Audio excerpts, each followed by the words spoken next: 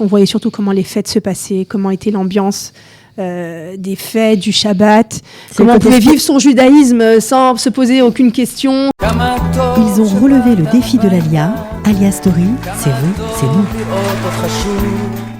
Valérie Hassoun Golanite, en fait, ou Valérie Golanite Hassoun, c'est plus juste. Bonjour. Bonjour Cathy. On commence avec un prénom charmant qui nous évoque le Golan. Merci. Exactement. C'est bien ça. Alors, vous êtes en Israël depuis 14 ans. Voilà, C'est vous avez ça. fait votre alliance en 2006. Tout à fait. Bien que vous ayez un prénom israélien, vous allez tout de suite nous expliquer pourquoi. Vous n'étiez pas tout à fait destiné à avoir la vie que vous avez aujourd'hui ici en Israël. Ça a pris du temps. Exactement. En fait, c'est ma maman qui a vécu en Israël avant de se marier. Elle a vécu longtemps ici. Elle a vécu 4 ans, de 14 ans à 18 ans. Et lorsque mes parents se sont mariés, donc ils étaient en France. Et quand je suis née, elle a demandé à sa famille, toujours en Israël, quels étaient les prénoms du moment. Et on lui a parlé du prénom Golan. Et je ne sais pas qui lui a dit, voilà, il y a aussi le prénom Golanite pour les filles. Et elle avait vraiment envie, ça lui tenait à cœur en tout cas, de me donner un prénom israélien. Donc elle m'a appelée Golanite, même si j'ai pas forcément eu l'occasion de l'utiliser et que je l'utilise pas. Mais je pense que vous devez être la seule. Je crois. Voilà, alors beaucoup de familles en Israël. Votre maman est arrivée du Maroc, elle a vécu à Ashdod, elle a gardé bien sûr des attaches familiales, sa maman. Complètement. Voilà, et puis vous, forcément, vous venez en Israël toutes les vacances. Exactement, donc oui, forcément, toute mon enfance a été baignée par toutes ces vacances en Israël, à Ashdod particulièrement. Et puis, vous connaissiez très bien, vous aviez donc des cousins, de la famille, oui. C'était la fête, quoi. Exactement, j'avais tous mes oncles d'ailleurs qui ont fait l'armée. Les frères de ma mère.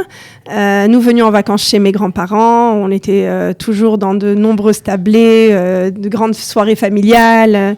Les cousins, donc tous plus ou moins du même âge, à jouer ensemble. Les barbecues. Des barbecues, dont certains même à Ashkelon, dans des endroits féeriques, ou même dans on a fait des pèlerinages. On a vraiment eu l'occasion de connaître Israël comme des Israéliens, finalement. Ça vous a attaché à la terre ? Beaucoup.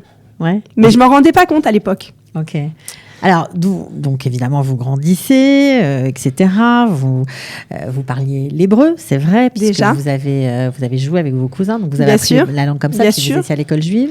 Oui, effectivement. Donc, j'ai eu l'occasion d'apprendre l'hébreu et avec la famille et à l'école. Mais bon, rien de vraiment très structuré parce qu'à l'école, c'était pas suffisant pour avoir la grammaire, etc. Alors, vous continuez votre petit bonhomme de chemin, vous allez à la fac, vous faites de la gestion à Tolbiac, vous terminez, etc. Vous bossez, vous mettez à travailler. Pour l'instant, Israël, c'est pas au programme. Pas du tout. Enfin, j'aime bien Israël, c'est sûr. Mais pas pour vous. Dès que l'occasion se présente, voilà, si on peut venir en vacances, voir de la famille pour une fête de famille, pour un mariage ou autre, oui. Mais j'envisage quand même mon avenir à Paris, quoi. Pas vraiment en Israël. Bon, et puis sur ce, vous rencontrez à votre tour votre mari, qui lui était en pleine teshuva. Il voulait venir en Israël à l'époque ou pas ? Dès le départ, il m'en a parlé. C'était pas forcément un projet immédiat. C'était pas à me dire, le lendemain du mariage, on s'en va. Mais il avait ça dans l'idée. Et je disais oui, pourquoi pas, mais en même temps, on y va. Mais si on a au moins un travail ou... Ça, c'était important. On peut se projeter, un minimum. Pourquoi vous étiez traumatisée par votre maman qui connaissait la dureté de la vie en Israël à l'époque ? Un petit peu. Israël, dans les années 68, je crois, c'est à peu près ça. C'était pas du tout ce que c'est aujourd'hui. C'était les gens. J'ai eu droit à des histoires du Maroc où on me disait on est venu avec des sacs de pois chiches et des sacs de haricots parce qu'on nous avait dit qu'il n'y avait rien à manger, même si c'était pas forcément vrai.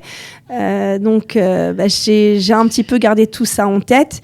Et je savais que c'était pas facile. Ouais, donc sans travail, ça vous branchait pas tellement de venir vous installer. Alors malgré tout, les choses avancent, les événements, notamment le 11 septembre. Exactement. Et là, vous commencez peut-être à parler un petit peu plus sérieusement d'Israël. C'est ça. Alors déjà, on partait en vacances tous les Soukhot en Israël. Donc ça nous a créé des attaches en tant que couple et en tant que famille. Mais lorsqu'on venait en vacances, on avait quand même le projet un peu lointain, mais le projet quand même de venir. Donc on se renseignait déjà sur les écoles, sur comment vivaient les gens. On a déjà eu des amis qui ont pu faire la Aliyah entre-temps.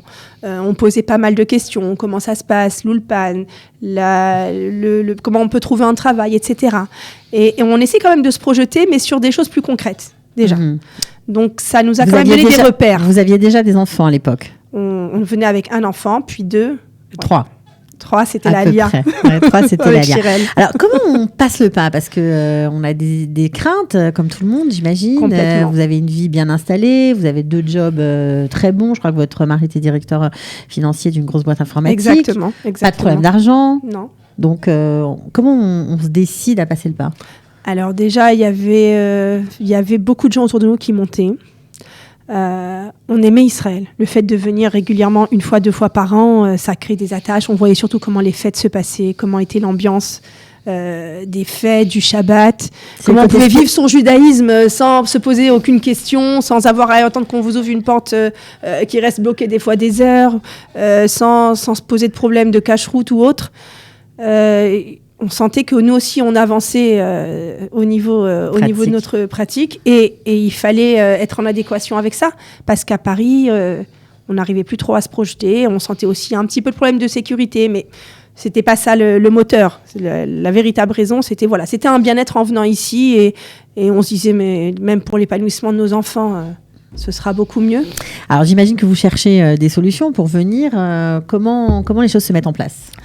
Alors, bien déjà, on a lancé un dossier à l'agent juive, mais un peu dans le flou parce qu'on n'avait pas vraiment de date. Et puis, entre-temps, nous, on a avancé. On a eu nos enfants qui grandissaient. Patrick qui avançait dans le travail, mon mari. Donc, on avait laissé ça un peu de côté. Et puis, à un moment, on a eu une opportunité de venir pour assister à un mariage. Ouais. Et mon mari a aussi eu en même temps une proposition assez intéressante de pouvoir délocaliser des services là où il travaillait et de les ramener en Israël. Puisqu'on savait qu'il y avait un public francophone qui pouvait très bien assurer les postes pour lesquels il y avait des besoins. Donc ça veut dire qu'on lui proposait carrément un job en Israël. Un emploi, complètement. On délocalise ce qu'il faisait en France en Israël. Exactement. C'est le jackpot. Complètement. Donc très rapidement, on est retourné voir l'agence juive. On a demandé à partir, c'était en 2006, donc il y avait l'Alia tapis rouge, mais on est parti un petit peu après parce qu'on voulait faire les choses, on avait déjà nos idées et on savait ce qu'on voulait faire.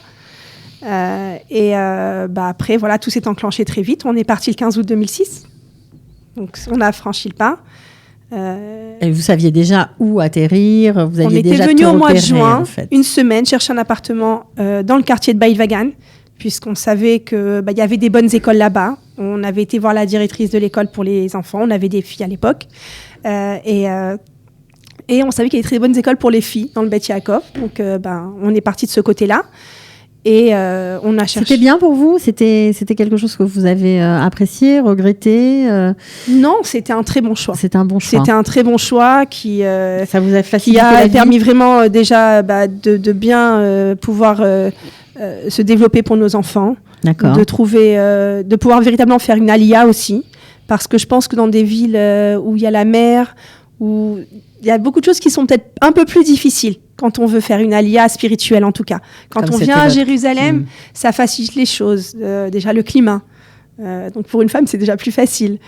Et puis l'ambiance, les synagogues, le kotel aussi, tout ça, c'est des éléments qui font que, spirituellement, pour vous, on est poussé. C'était votre place. Okay. On est poussé. Alors, le fait que votre mari ait pu commencer à travailler en Israël n'a pas empêché les allers-retours. Complètement. Alors, comment ça s'est passé ? Qu'est-ce que c'est que vivre pour une maman qui a plusieurs enfants ? Parce qu'à l'époque, vous en aviez d'autres. Bien sûr. Vous aviez combien d'enfants à l'époque ? Quand on est arrivé, nous sommes arrivés avec 3 enfants. Ouais.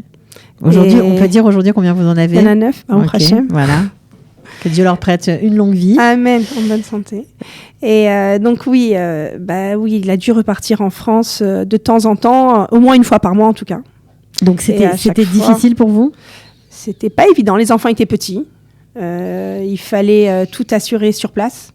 Donc bien sûr l'intendance de la maison, toutes l'administratif, et puis c'est moi qui parlais hébreu, donc il fallait aller souvent à la mairie ou voir, je sais pas, pour des papiers, des choses à faire. toutes les bitoir, toutes les choses à régler en Israël du quotidien, bien évidemment. Mais c'est vrai que quand on arrive en Israël, il faut tout reprendre de zéro malgré tout. Hein, donc il fallait répondre présent sur ce plan-là. Ça, c'était pas facile. Et puis j'imagine aussi que le couple est un peu bouleversé ou mis à mal dans cette Alia Boeing. C'est pas simple parce que chacun vit différemment finalement. Je pense pas que c'était vraiment difficile.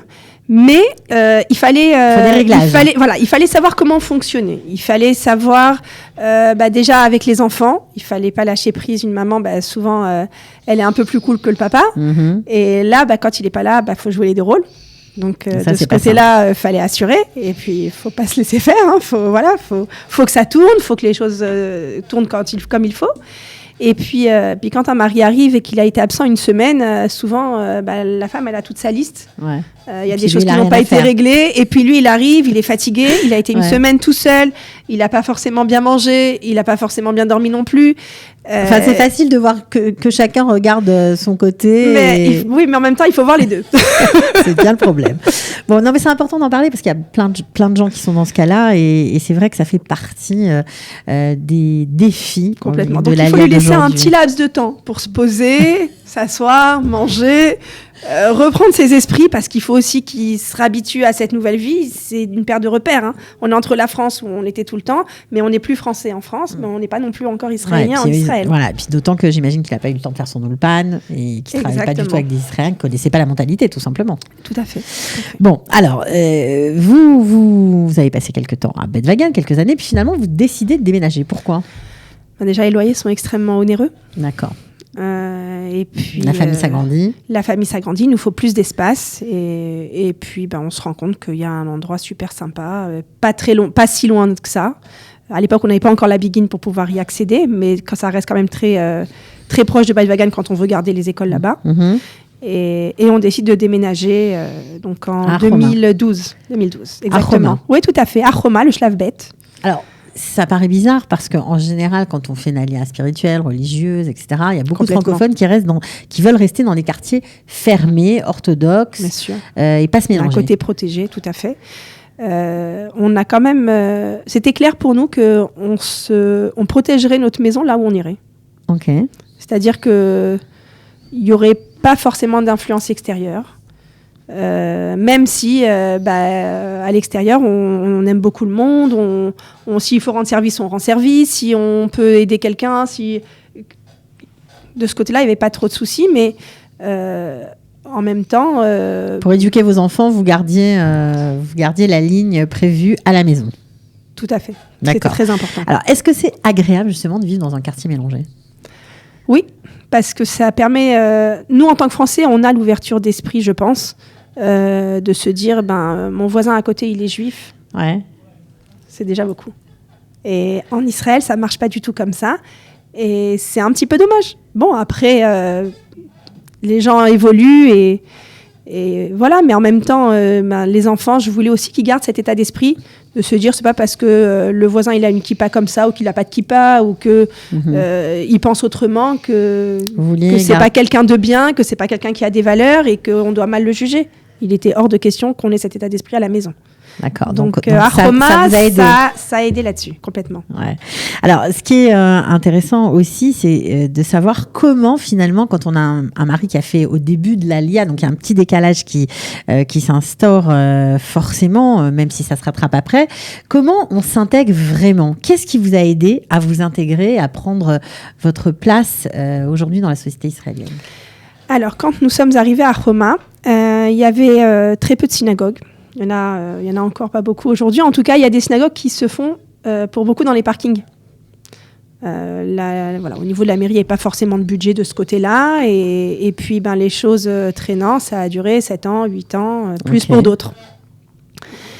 Et l'année dernière, il y a 2 ans. Il y a 2 ans, au niveau de la synagogue où mon mari priait, c'était une synagogue d'Israéliens. Ils ont mis en place le projet de construire une synagogue Romat Shmuel. Mais pour cela, il fallait se mobiliser. Donc, on a fait appel à toutes les familles de la synagogue, bien évidemment, français et israéliens. Et tout le monde a mis du sien, a appelé ses contacts, s'est réuni, a essayé de faire avancer les choses pour trouver des donateurs, des tormim, pour mettre en place ce projet de cette synagogue. Alors au début c'était le projet Besukot Nirnasim, on rentre à Soukot, c'était l'année dernière. Ça a pris un petit peu plus de temps que prévu. Ouais, mais ça a existé. la synagogue est presque prête. Voilà. Et donc, c'est ça qui a fait que vous êtes intégrés. Pourquoi ? Parce que vous avez trouvé... Alors, ça a créé des liens très forts avec toutes les gens de cette communauté. D'abord, on habitait tous plus ou moins au même endroit, donc on se connaissait tous. Mais de se dire, on va se projeter, on fera bientôt toutes nos fêtes, que ce soit nos bar mitzvot ou nos brit milot ou nos shabbat ratan, ensemble dans cette synagogue pour laquelle on a pu enfin voir le jour.